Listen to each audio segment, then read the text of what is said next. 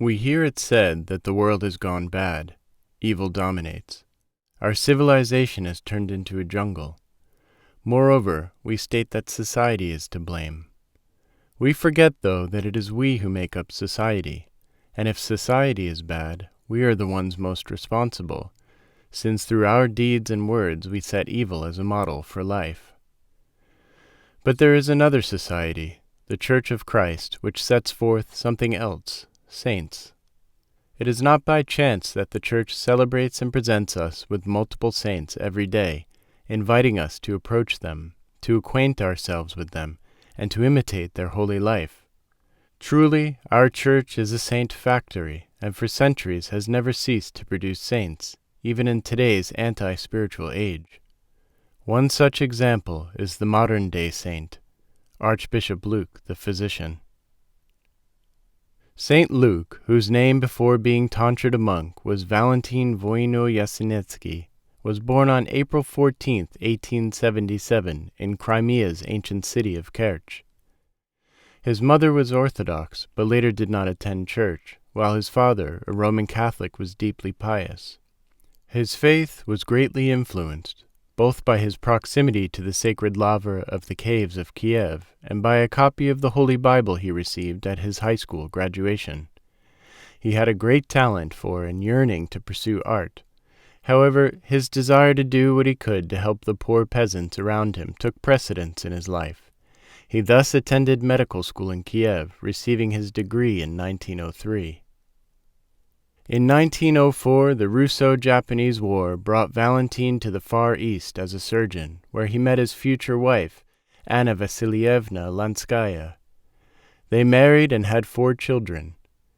During this period, Valentin came to specialize in ophthalmic surgery, as well as in regional anesthesia and the surgical treatment of purulent infections. During those difficult times, his great faith also became evident.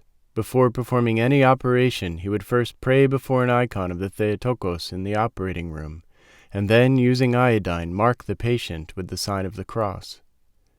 At one point, the Communist Party officials removed the icon. In response, Valentin refused to perform any further surgeries.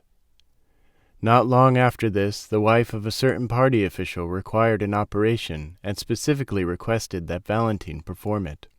He, however, steadfastly refused to do so until the icon was returned to the operating room. His requirement was thus met, and he resumed performing surgeries. In 1919, Valentin was chosen to be a professor in the University of Tashkent. The revolution had begun in Russia, and the church was already being victimized by the Bolsheviks. It was a situation fraught with peril. Valentin was first arrested at that time based on the false accusations of a nurse. With God's help, the truth was revealed and the doctor was set free. This ordeal, however, despite its positive outcome, had a negative effect on the health of Anna, who had contracted tuberculosis. Her condition deteriorated, and a few days later she passed away. Though Valentin grieved deeply for his wife, he was able to perceive the hand of Providence guiding him even through this difficult time, both in the Lord choosing one of the nurses to help raise his children and in calling him to the priesthood. In obedience to Archbishop Innocent, Valentin responded immediately to Christ's divine call and was ordained to the priesthood in 1921. In fact, because of the need for a bishop, Father Valentin also obeyed the call of the people, accepted monastic tonsure, being given the name Luke after the evangelist whom he resembled, and was consecrated to the episcopal rank. This period of time was extremely difficult for the Russian Orthodox Church, which had to endure constant assaults both from the right, zealots and schismatics, and from the left, the atheist regime and their heretical living church. Because of St. Luke's confession of faith, and despite his immense medical and scientific achievements, he was on 4 separate occasions imprisoned, and for a total of 11 years exiled to Siberia and other harsh locales. St. Luke's virtues, struggles, and achievements are staggering. Following the example of the God-man Christ, all his life he went about doing good and healing. He never required or accepted payment from his patients. He donated his salary to philanthropic causes. He healed as many of the poor, needy, and exiled as he encountered, and at the age of 70 fed the poor daily in his home. As a grace-filled hierarch of the Church, he expended enormous effort to achieve the reopening of churches that had been closed by the Communists, and to sustaining the faithful during those difficult years of atheistic persecution. In addition, his love, skill, and dedication to his patients saved thousands, especially injured soldiers, during wartime, and his research techniques won awards and were highly acclaimed by his fellow surgeons, even 50 years after they were described in medical literature. After a lifetime of medical accomplishments and spiritual struggles in his confession of the faith, St. Luke reposed in the Lord as Archbishop of Simferopol in the Crimea on June 11th, according to the civil calendar, 1961. For 3 days, a constant stream of people approached the casket of their beloved bishop-physician to pay their respects. The Communist Party used propaganda and intimidation in an attempt to downplay his achievements, but the overwhelming devotion of the faithful thwarted their plans. Although the Communists gave orders that the funeral procession was to last only a few minutes, and that it not include any psalmody or honors, it ended up lasting for hours as the faithful tightly surrounded the hearse, preventing it from speeding away to the cemetery. The funeral procession extended a full mile in length.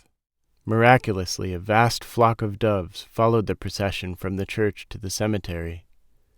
Soon after his blessed repose, reports began to circulate of many sick people receiving healing after praying at his grave, which became, as it were, another pool of Siloam. In November of 1995, the Church of the Ukraine officially recognized Archbishop Luke as a saint. The following year, St. Luke's holy remains were removed from the earth, an estimated 40,000 people taking part in this holy event. It is said that an ineffable fragrance arose from his relics, and his heart was discovered to be incorrupt, a testament to his great love for Christ and his fellow men. 3 days later, his relics were enshrined in the Church of the Holy Trinity, which has since become a noteworthy place of pilgrimage for believers from Russia, Ukraine, Greece, and beyond. Throughout the world, many miracles have been wrought through his intercession. Each year, thousands of the faithful travel to Simferopol to celebrate the feast day of the saint. On the morning of the eve of the celebration, the Akathist hymn to the saint is read by the doctors of the Crimea. This is also attended by the dean, professors, and students of the medical school, who lay their medical tunics in front of the saint's reliquary to bless them. In the afternoon, the full service for the saint is celebrated, including the Akathist. His reliquary, adorned with an abundance of flowers, is then carried out to the center of the church for veneration by the faithful. At the conclusion of the Divine Liturgy, his holy relics are borne forth in triumphal procession along a pathway carpeted with rose petals, attesting to the overwhelming love poured forth from the hearts of the faithful in homage to the saint. May he never cease to remember us in his supplications.